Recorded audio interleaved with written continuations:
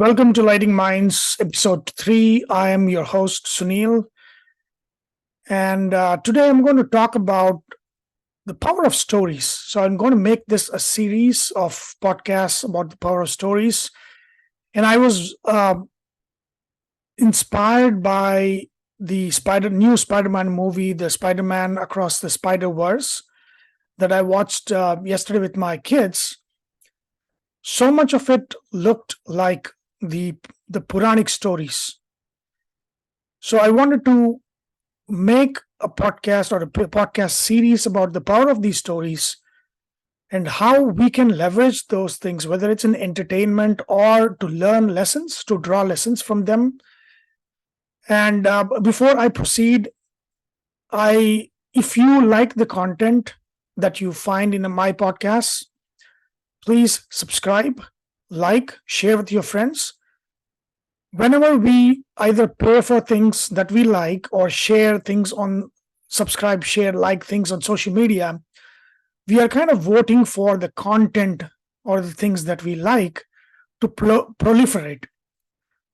So if you want something to be more and more be available on the internet, so you should either buy those things, that means support with your wallet, or subscribe, like, and share with your friends. So 2 ways to do that. Back to the Spider-Verse, what hit me was how similar the story of the new Spider-Man, which, the instances of Spider-Man in different multiverse and different universe that live simultaneously and have same kind of stories, but different instances of the same stories.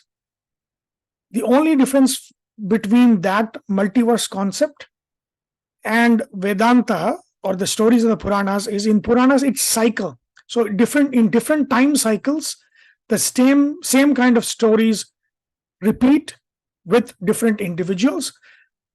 In different times cycles, Shiva kills Daksha. It's a different Shiva killing a different Daksha every time. Samudra Mantana happens every time.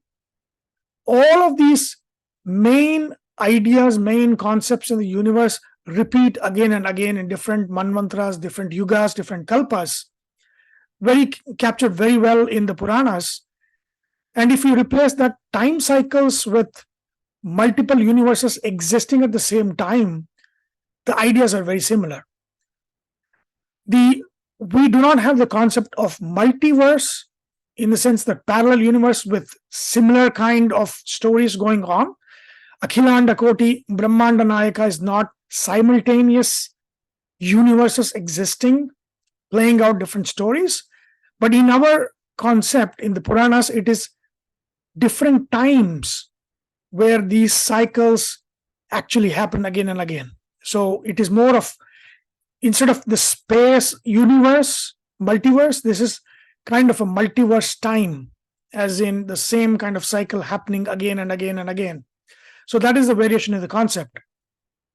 So I want to kind of leverage that and create a series called The Power of Stories, where I will pull stories from different Puranas, Mahabharata, Itihasas, and all of that to get lessons, to extract lessons from them, to kind of show how these ideas exist that we see in kind of Hollywood entertainment, not to diminish what Hollywood has accomplished, but actually praise them for, kind of using these kinds of different ideas, because we, the Indian entertainment industry, should have done it, but they have not done it.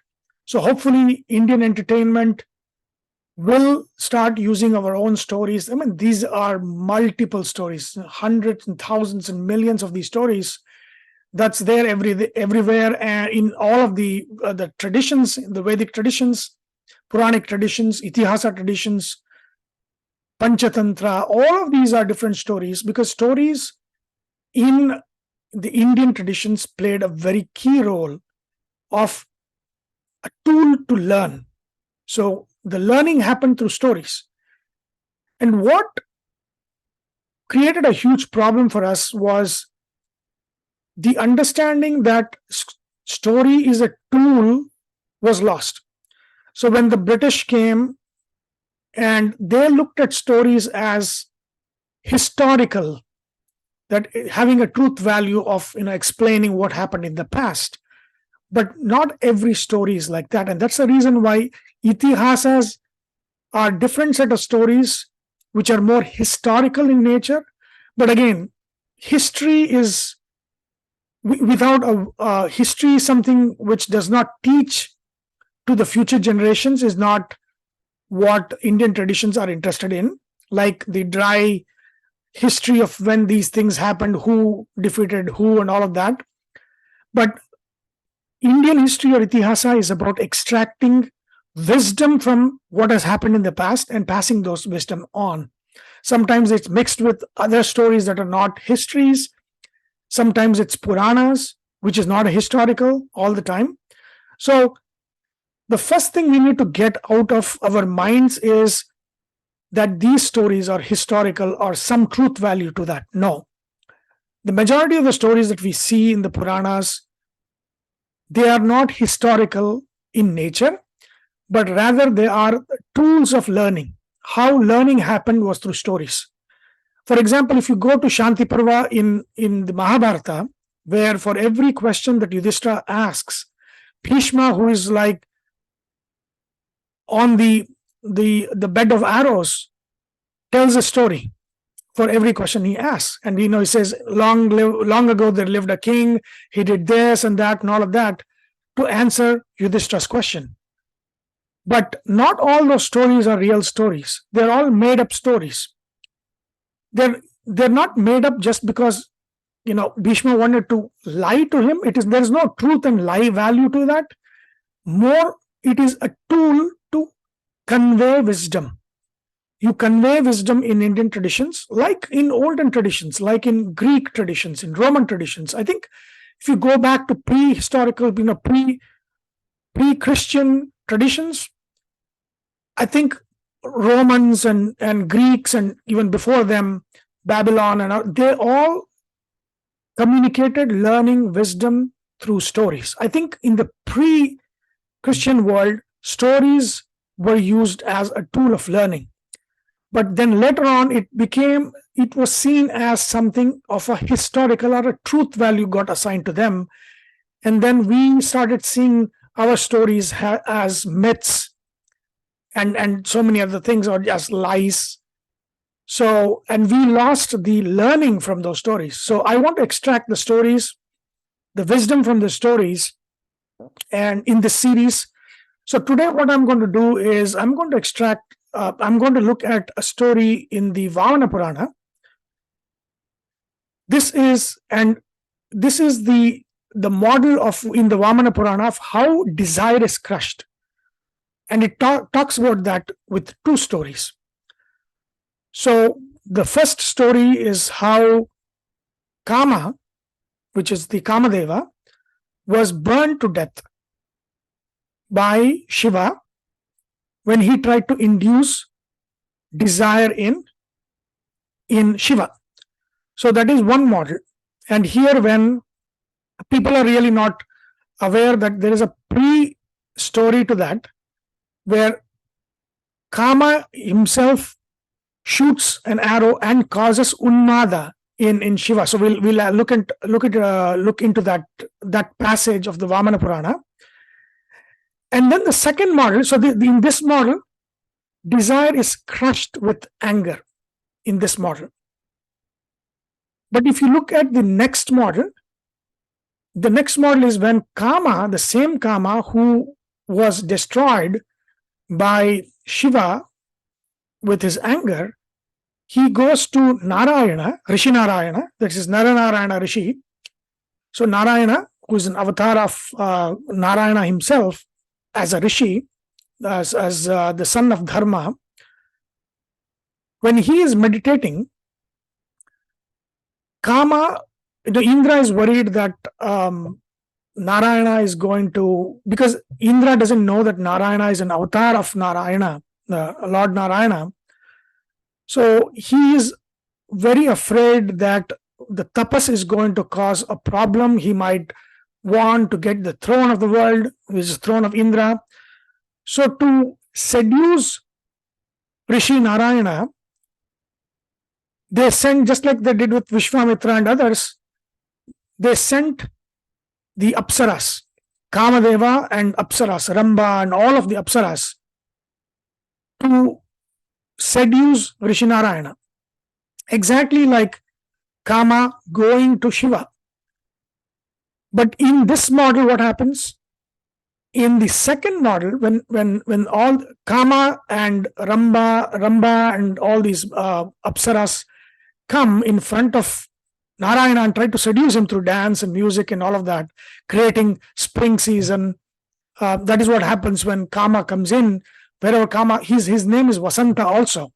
So wherever Kama comes, he creates Vasanta Ritu. So they try to create that Ritu and try to seduce Narayana. When Narayana opens his eyes and he sees Kama there, he laughs. And we'll go through the Sanskrit passage from the Purana, but Rishi Narayana laughs and he calls Kama, come to me. And then he says, sit down. And then he also calls the Apsaras and treats them well and invites them, welcomes them. And then what Narayana does is from his thigh, with a flower garland, he hits his thighs, and from his thigh he creates Urvashi. Uru is thigh. Urvashi, the Apsara Urvashi, comes from Rishi Narayana's thigh. And when Kama and all of the other Apsaras see her, they grow jealous. Kama, is infatuated. He thinks his wife Rati herself is there. So this is another model where Narayana creates something even more seductive and beautiful than all the other Apsaras, that is Urvashi. And in counter, seduces all these Apsaras are infatuated with her. And Kamadeva himself gets infatuated with Urvashi. And finally, they take Urvashi back to the Devaloka, to Indra. So you can see two models of crushing desire here. One, Shiva crushes the desire. Shiva, it's not about Shiva himself, but what Shiva represents. So he's Manyu Devata. He's the Lord of anger. He's the Lord of Ahankara. Right? He's the Abhimani Devata. So he crushes desire through his anger. That is a forced destruction of desire. But the second model which Rishi Narayana shows here is he does not crush the desire through any kind of tamogunas. No anger, no violence, no nothing. But Satva guna, how Satva guna crushes desire? It's a model of crushing desire by transcending the desire. So none of the seduction had any effect on Rishi Narayana. And Kama sees that. If you look at the passage in the Puranas, Kama sees that Rishi Narayana has nothing, no manovikara. So in turn, he produces an Apsara who is much more beautiful and seductive than all of them, counter-seducing Kama himself. So this is where it is transcended the desire instead of crushing the desire. So there are two models of handling desire. One is the model that Shiva shows, and that is anger. Right? It's a force. It's a forcible crushing of desire. It does not go away. So if it is through the Tamoguna, which Tamoguna Abhimani Devata is Shankara, is Shiva. So that Tamoguna method of crushing desire is not really the way to do that. That is one model the Purana says. The Sattvika model of crushing is transcending the desire, which is what Rishi Narayana has done. What does he do? He has no manovikara because of the seduction. Nothing happens in his mind. And then he creates something much more seductive than all the other Apsaras. So that is So two models of handling desire, and that is the Sattvika model of handling desire is what the Puranas teach us. So one thing I wanted to share with you, let me share the Vamana Purana here. So we all see, hopefully this is the right page, Shastodhyaya. So we all have heard about the destruction of Kamadeva when he tries to seduce Shiva. But I want to show you the verses here where what happens before that is what I wanted to show you. If I can get to it.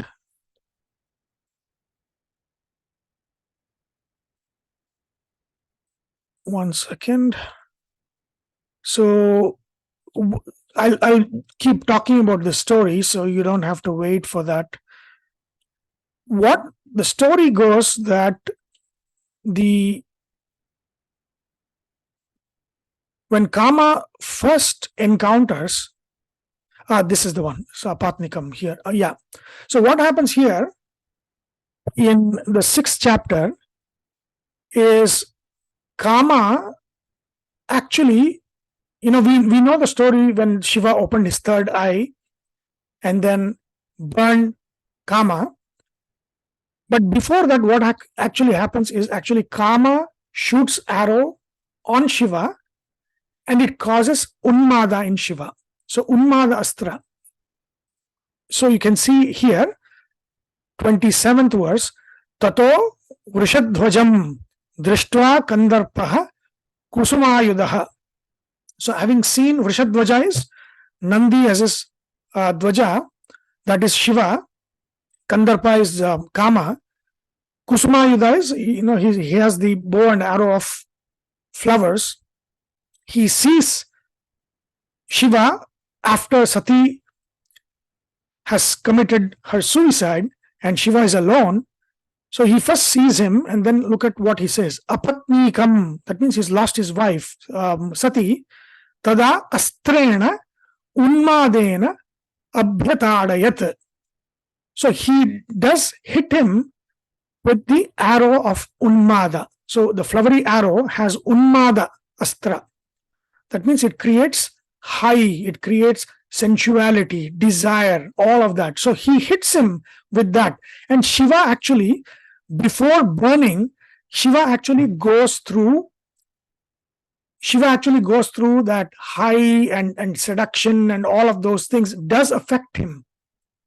It does affect him. So that is the Tamoguna has an effect of Kama, has an effect on Tamoguna. This is about what happens in true Tamoguna, for which Shiva is the Abhimani Devata.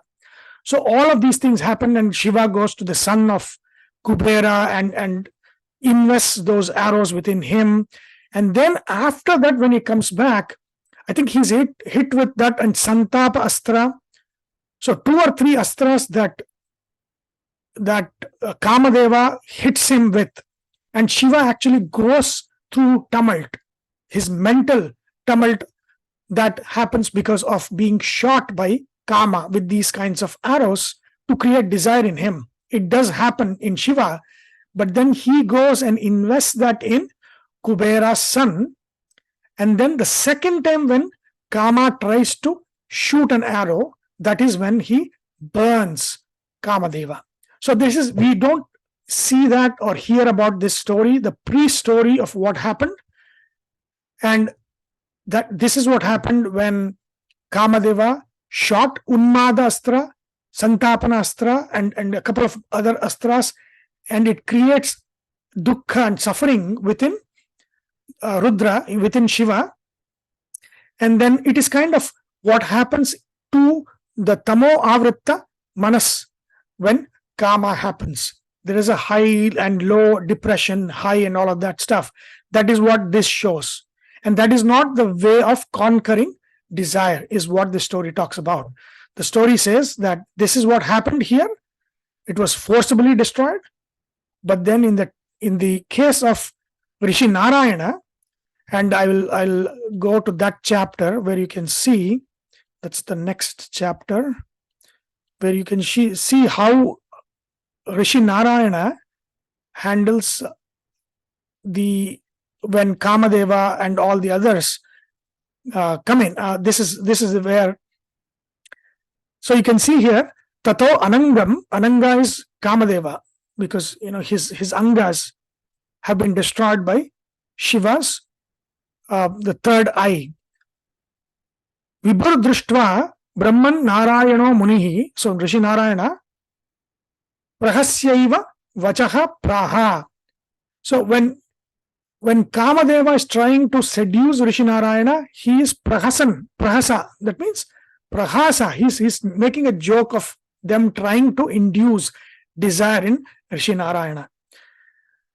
So you can see here in this fourth verse, it says Tato Vihasya, again Vihasa. That is, he is laughing at the Apsaras and Kamadeva trying to seduce Rishi Narayana.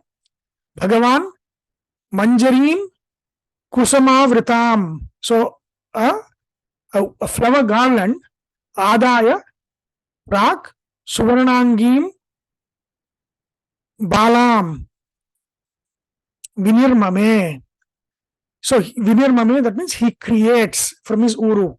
Urut Bhavasa Kandarpo Drishtva Sarvanga Sundarim. So Urut Bhava, that means she that has been born, who is born from the eye of Rishi Narayana, which is Urvashi. And looking at Urvashi, actually Kama falls for her. Like he is infatuated with, seduced by her. So it's counter seduction. So this is what an actual transcending of desire. Desire cannot be conquered by force. It needs to be transcended. So those are the two models of the Kamadahana of Shiva, that is showing the Tamoguna version of it. The Tamoguna Abhimani is Shiva. And then Satva Guna is not crushing the desire, but transcending the desire. So two models. So fantastic way to explain it through the power of stories. I hope you have enjoyed this. If you like the content, please subscribe, share, like the content so I can make more of these. And then in the next series of episodes on power of stories, I'm going to take different stories from Puranas and Mahabharata, Ramayana to make a point, extract the wisdom on what it means. These stories are not empty, they are learning tools. And we have to use those stories as learning tools. Hope you like it, and we will talk next time in my next episode. Thank you. Bye.